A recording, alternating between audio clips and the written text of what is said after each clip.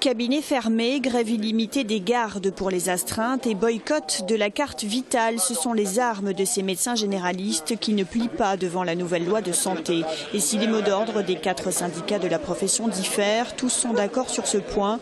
Il faut revaloriser le métier de généraliste libéral et pas seulement sur le plan financier. Je vis bien avec 23 €. J'ai pas foncièrement besoin de plus. Ce dont j'ai besoin aujourd'hui pour vivre mon métier et mon activité de façon plus sereine, c'est que je passe moins de temps à faire des papiers administratifs. Ça représente à peu près un quart de mon travail sur la semaine. Ce dont j'ai besoin, c'est d'avoir la certitude d'être payé comme j'ai travaillé.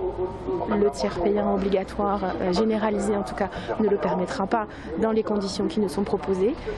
Pour le petit exemple, j'ai dû me rendre la semaine dernière, moi-même à une caisse d'assurance maladie que je nommerai pas, pour me faire payer des actes qui remontent à mon installation en 2013, pour laquelle j'avais déjà fait 2 relances papier et pour laquelle je n'avais jamais eu ni règlement évidemment, mais ni même de réponse. Donc le tiers payant généralisé, c'est ça. La grève de la carte vitale au profit du remboursement papier, c'est le choix de plusieurs syndicats. Pour autant, les patients qui ne le souhaitent pas ne seront pas pénalisés. Plusieurs médecins présents aujourd'hui n'ont d'ailleurs pas voulu appliquer ce dispositif.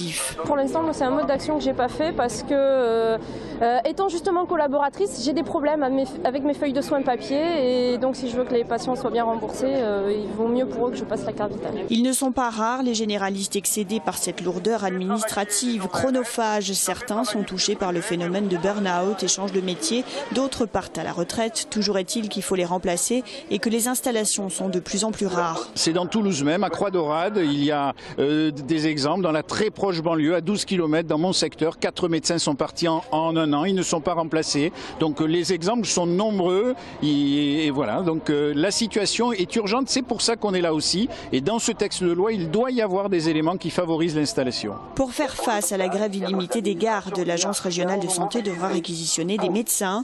D'autres actions sont prévues d'ici le 12 janvier où le syndicat des médecins généralistes doit être reçu par Marisol Touraine.